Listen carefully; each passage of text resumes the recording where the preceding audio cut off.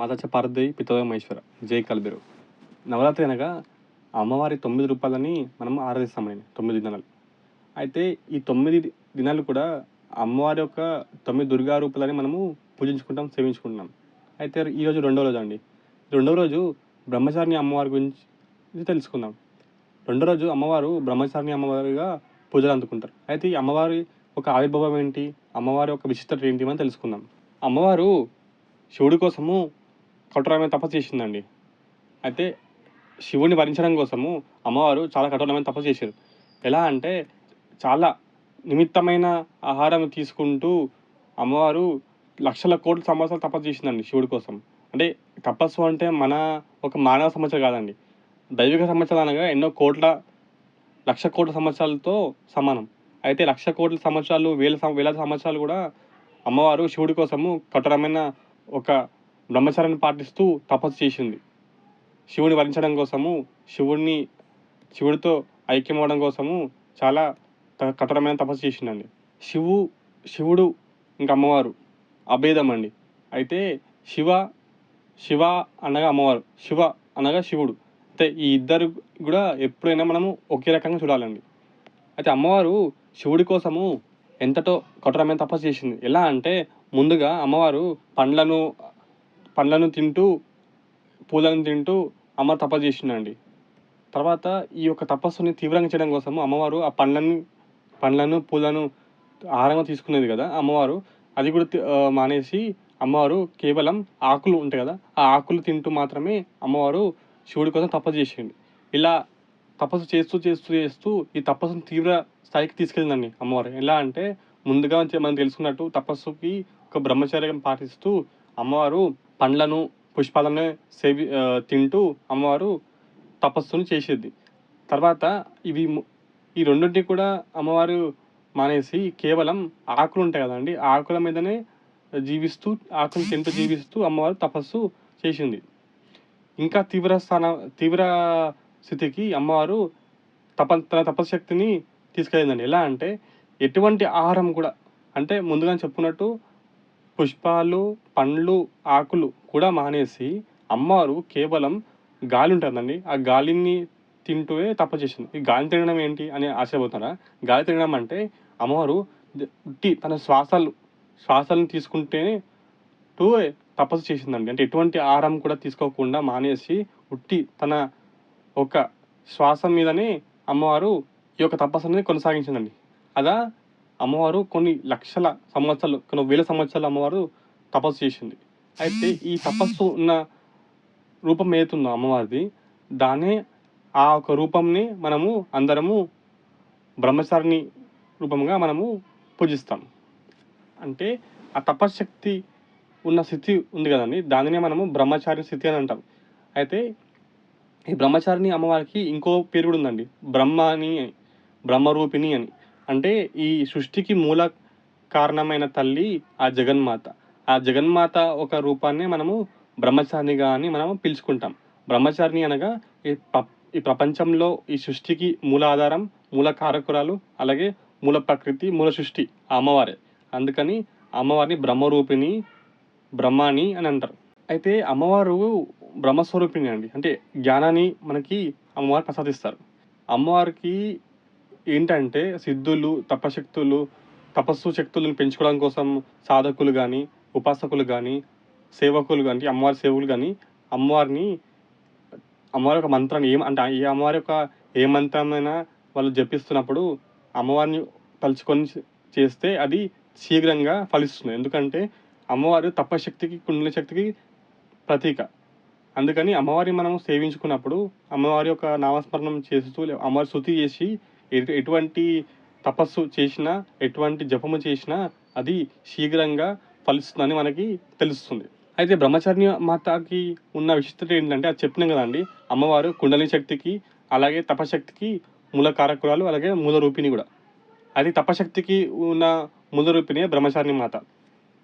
అమ్మవారు ఎన్నో కోట్ల సంవత్సరాలు ఎంతటో ఆహార నియమాలతో నిష్టగా, కఠోరంగా శివుని వరించడం కోసము, శివుని పెళ్ళడం కోసము, శివుడితో ఐక్యం అవడం కోసము తను ఈ ఒక కఠోరమైన తపస్సుని చేసిందండి. ఎలా అంటే తెలుస్తుంది కదా, పండ్లను, పుష్పాలను తింటూ చేసేది. తర్వాత ఆకులను మాత్రమే తింటూ చేసేది. తర్వాత ఇవి ఎటువంటి ఆహార నియమాలు లేకుండా అమ్మవారు ఎన్నో లక్షల, వేల సంవత్సరాలు ఉట్టి తన శ్వాసతోనే తపస్సుని కొనసాగించిందండి.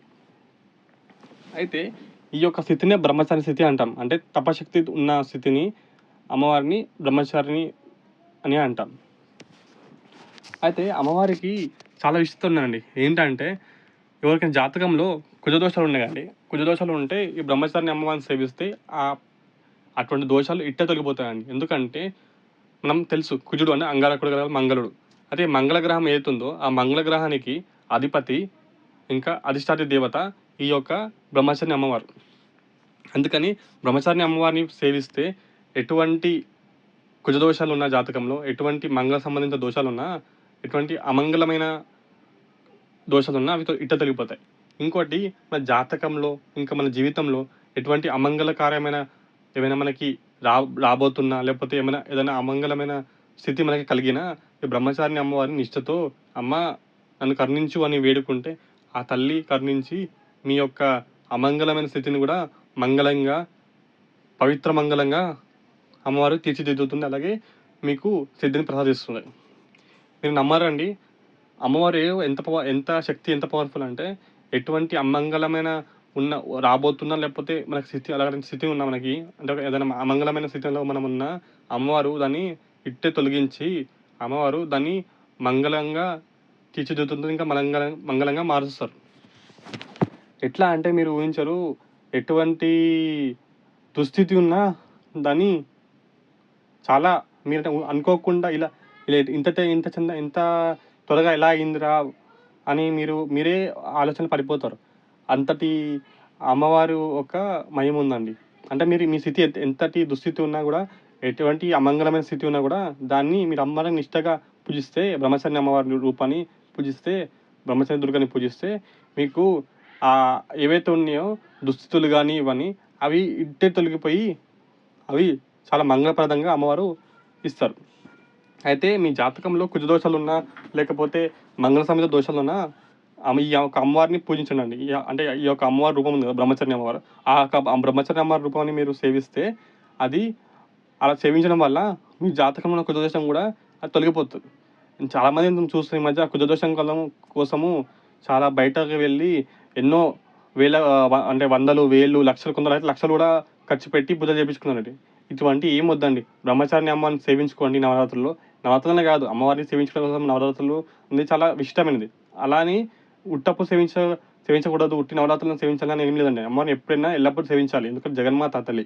నవరాత్రుల్లో సేవిస్తే ఇంకా విశేషంగా మీకు ఒక ఫలితం అనేది వస్తుంది.